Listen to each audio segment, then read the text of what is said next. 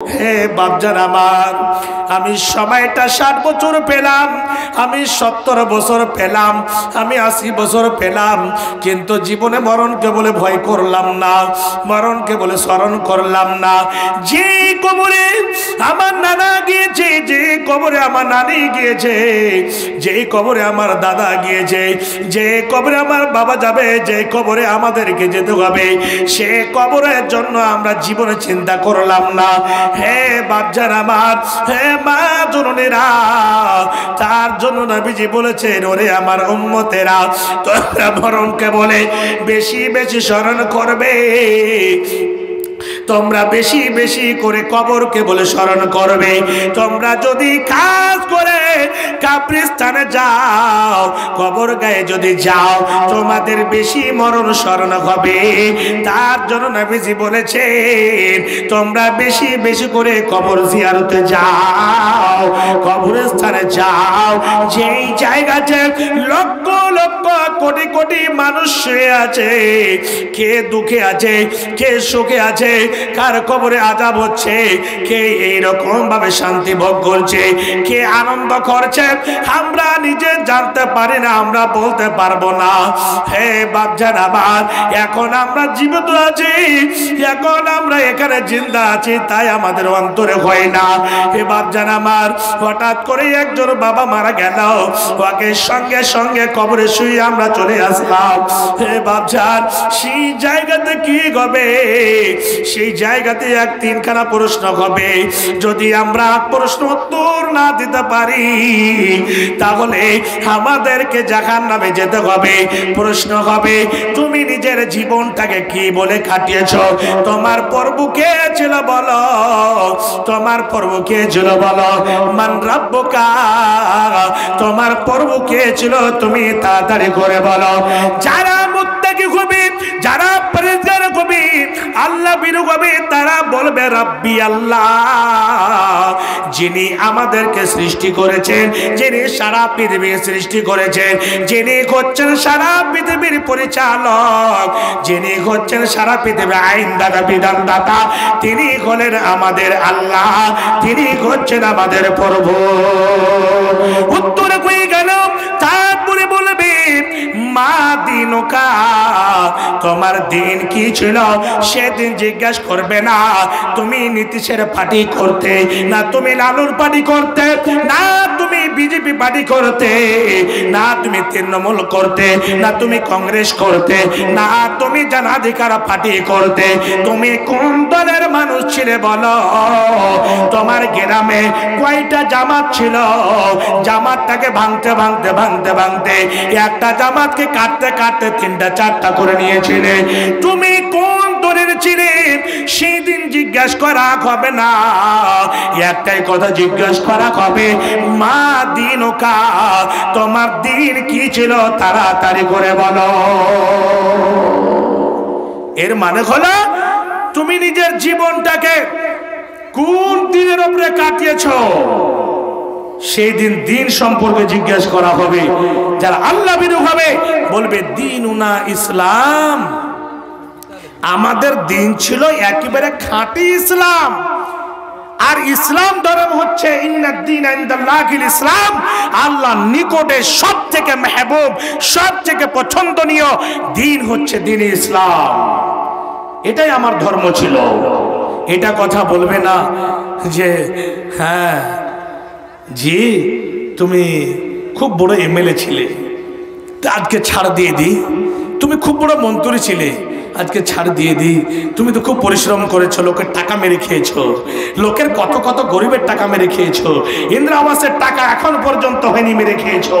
আর গরিবের ইয়াতিম অসহায়দের তুমি টাকা মেরে খেয়েছো। হ্যাঁ, আজকে তোমার পোস্টমর্টম চালু হবে, রুকে যাও, থেমে যাও। বাপজান, 2টা প্রশ্ন হলো, তোমার দিন কি ছিল বলো? আজকে দিন ধর্ম উঠে গেল। আরো কে বলছে কি জানেন? আরে রাজনীতি করতে গেলে পর দিন ধর্ম চোখে দেখে হবে। একটা মুসলমান কপালে তিলক লাগিয়ে নিয়ে চলিয়ে এদিকে খাড়িয়ে আছে, এটা পর মুসলমান। আর মুসলমান কি মুসলমান আল্লাহ জানে। তো ফের কিছু কিছু লোক বলছে মৌলভী সাহেব এতগুলাকে দিনকে মেনে চলা যায়, এতগুলা দিন ধর্মকে মেনে চলতে চলা যাবে না। তো দুনিয়াতে ফের তোমাকে চলতে কে কইছে? তুমি এটাই কহেবে, ওই লেগে তো আল্লাহর জাহান্নামও জুত করে খালি হয়ে পড়ে আছে। যদি নাই কহেবে তো আল্লাহর জাহান্নামে ঢুকবে কিছু করে। এমন এমন ভাষা, এমন এমন কথা বের করে। ভাবজান, এখন আপনি চিন্তা করেননি, এমনটা সময় আসবে, চিন্তা মানে 14 গোষ্ঠী আদ আসবে, সবকিছু স্মরণে আসবে। তারপরে একজন মানুষের ছবি দেখানো হবে। হাদিসের মধ্যে এসেছে, কে বলছে না নবীজিকে সরাসরি নিয়ে এসে দেখা হবে, কে বলছে না নবীজিকে এইরকম ভাবে তিনার ছবিটা দেখা হবে। মা কুনতা তাকুলু ফি হাদার রাজুল, এই যে লোকটাকে তুমি চিনো, এই লোকটাকে তুমি দেখো, দেখো এই লোকটা কে? যারা মুত্তাকি হবে তারা বলবে ইনি হচ্ছেন শেষ নবী, নবী মুহাম্মদুর রাসূলুল্লাহ সাল্লাল্লাহু আলাইহি ওয়াসাল্লাম। ইনি হচ্ছেন আমাদের নবী, ইনি হচ্ছেন রাহমাতুল লিল আলামিন, ইনি আমাদেরকে সঠিক পথ দেখিয়েছে, ইনি হচ্ছেন আমাদের নবী। বাপজান আমার, নবীজির চেহারা দেখা হবে দুনিয়ার কোন ধনী মানুষের, টাটা বিল্ডার, তারপরে মুকেশ আম্বানি, যতগুলো বড় বড় আছে তাদেরকে অনুসরণ আজকে আমাদের যুবকেরা করে। আজকে কে ভালো করে ক্রিকেট খেলে, কে ভালো করে চোখে ছক্কা মারে, কে ভালো ভালো করে ভালো ভালো জিনিস আবিষ্কার করেছে, ওদেরকে আজকে সাপোর্ট করছে আর বলছে আল্লাহ। এই যে কয়েকদিন আগে নভেম্বরের 19 তারিখে আইপিএল খেল ফাইনাল খেল হলো, আমি সেই দিন ধুলিয়ানে ছিলাম। ধুলিয়ানে আমার প্রোগ্রাম ছিল আয়রন ব্রিজের পাশে। 19 তারিখে কাজী শাহ সালাফিয়া বেলডাঙ্গা জালসে যাচ্ছিলাম, আমি দেখছি রাস্তার কিনারায় কিনারায় বড় বড় করে পর্দা লাগিয়ে দেওয়ানো হয়েছে। আমি বললাম ভাই এগুলোতে কি হবে? বলছে মৌলানা আজকে ফাইনাল খেল দেখবে তার জন্য বড় বড় পর্দা লাগা হয়েছে। খেলটা হেরে গেল, আমরা দুঃখিত।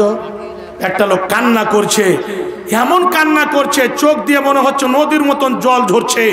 তো মনে হচ্ছে আর 14 গোষ্ঠী নয়, আর যদি 21 গোষ্ঠী মারা যেতে এত কান্না করবে না। আর এমন কান্না করে দেখে যে চোখ দিয়ে একদম মোটা মোটা করে জল বেরিয়ে আসছে। ফলো কাকে করে? বিরাট কোহলিকে। ফলো কাকে করে? ধোনিকে। ফলো কাকে করে? সালমান খানকে। ফলো কাকে করে?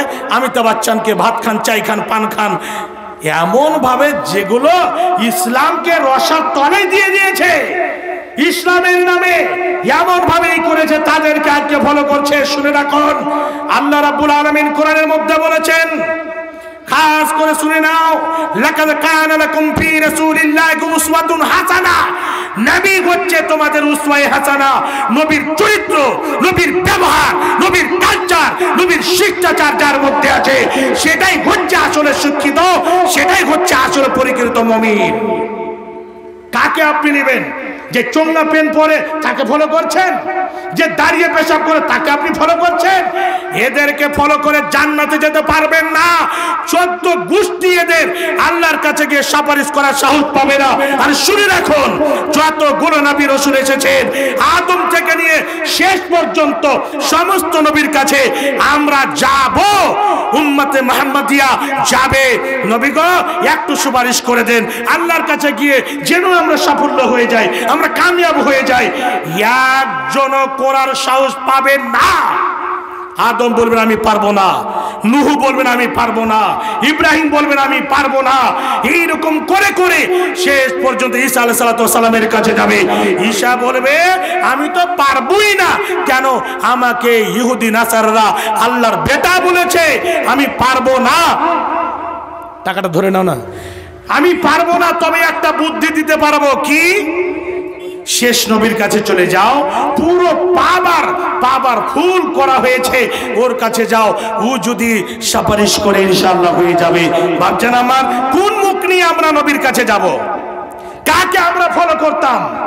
কোন মুখ নিয়ে নবীর কাছে গিয়ে বলবো যে একটু আমার জন্য সুপারিশ করে দেন? 15টা ছেলে হয়ে গেল প্রায়, মোটামুটি ছেলে মেয়ে দিয়ে দাড়ি পেকে গেছে, এখনো রোটার চলছে, এখনো থালিবালা ফাল চলছে, এখনো কিছু কিছু কি শিক্ষিত কি অশিক্ষিত দাড়িকে কাটতে কাটতে কাটতে কাটতে একেবারে চামে লাগিয়ে দিয়েছে, আর বলছে আল্লাহর নূর ঠেকাবো না খুর, কাঁচি দিয়া যতদূর যাই। এই মুখখান টালিয়া এই খৈলানবালা চেহারা লিয়া নবীর কাছে যাব? দিনকে ভালোবাসেনি, মসজিদকে ভালোবাসেনি, আল্লাহকে ভালোবাসেনি, নবীকে ভালোবাসেনি। বাপজান আমার দুঃখিত হবেন না, আপনাদের কাছে বলছি, আপনারা হচ্ছেন আমার ইসলামী ভাই। আপনাদেরকে খাটো করার জন্য বলি না, ছোট করার জন্য বলি না, আমি নিজে ক্ষমা পাচ্ছি। তবে একটা কথা জানুন, আমি আপনাদের ছেলে, আমি আপনাদের ভাই। আপনাদের বলছি নবীকে ফলো করতে হবে, নবীর চরিত্র নিতে হবে, নচেত সেদিন নবীজি কি বলবেন? তুমি দিনের মধ্যে বাধা দিয়েছিলে, দিনের মধ্যে নতুন আইন তুমি সৃষ্টি করেছিলে। সোহকান সোহকান লিমান তাবাদ্দালা দিনী, সোহকান সোহকান লিমান গাইয়ারা দিনী। হটো হটো হটো হটো। দুনিয়ার বুকে তুমি বিরাট কোহলিকে তুমি ফলো করেছিলে, আমি তো বাচ্চার ভাত খান, চাই খান, পান খান, এগুলোকে তুমি করেছিলে। যাও তুমি হটো। আল্লাহ পাকের নবী সেই দিন সুপারিশ করবেন না যে তুমি যখন নতুন করে এইরকম সৃষ্টি করেছিলে তো এটা দিতে হবে না, এটাই সারা বুঝতে পারা যাচ্ছে, আমি চাক্কা তো ফেলে দিয়েছি ওখানে, তো তোমার এখন চলবে না, তুমি এখান থেকে দূরে সরে যাও। আচ্ছা বাপজান বলুন তো, নবীজির যদি সুপারিশ আমরা না পাই তাহলে কোনো আর আশা আছে? আশা আছে ভাই? আশা থাকবে? আচ্ছা যারাকে দুনিয়াতে ফলো করেছি ওরা কি একটুকু আপনার সাহায্য করতে পারবে? পারবে? কোরআনকে ছাড়লাম, হাদিসকে ছাড়লাম, পৃথিবীর বুকে একটা বইয়ের নাম দেখান, এখানে অনেকে আছেন, শেখ বসে আছেন, আমার মামা বসে আছেন, আমার একজন ওস্তাদ আছেন শেখ সানাউল্লাহ আসারি সাহেব, যত বিজ্ঞ বিজ্ঞ ওলামায়ে কেরাম আছেন, আমি বলছি উনাদেরকে সাক্ষী রেখে বলছি, আপনারা একটা বইয়ের নাম বলেন কোরআনকে ছেড়ে, যে এই যে কোরআনকে আমরা ছেড়েছি, এই কিতাবটাকে আমরা মেনেছি, সায়েন্স, ইংরেজি, ভূতবিজ্ঞান, রাষ্ট্রবিজ্ঞান, জীবন বিজ্ঞান, অমুক কিতাব ধুমুক কিতাব, যত যা দুনিয়াবি কিতাব আছে এই কিতাবকে কর্মরা করে ধরেছি। এই কিতাবগুলো কিয়ামতের দিন আমাদের সঙ্গী সাথী হয়ে আল্লাহর কাছে গিয়ে সুপারিশ করবেন। এই একটা বইয়ের নাম বাতান তো সারা পৃথিবীর মধ্যে। বাংলা সাহেব, কোরআন তো সবারই বাড়িতে রাখা আছে, এই কোরআনকে আমরা মূল্য দিলাম না, নিজের জীবনটাকে যে সুন্দর করে একটা ভালো জায়গাতে চালাবো এটা স্মরণ করলাম না।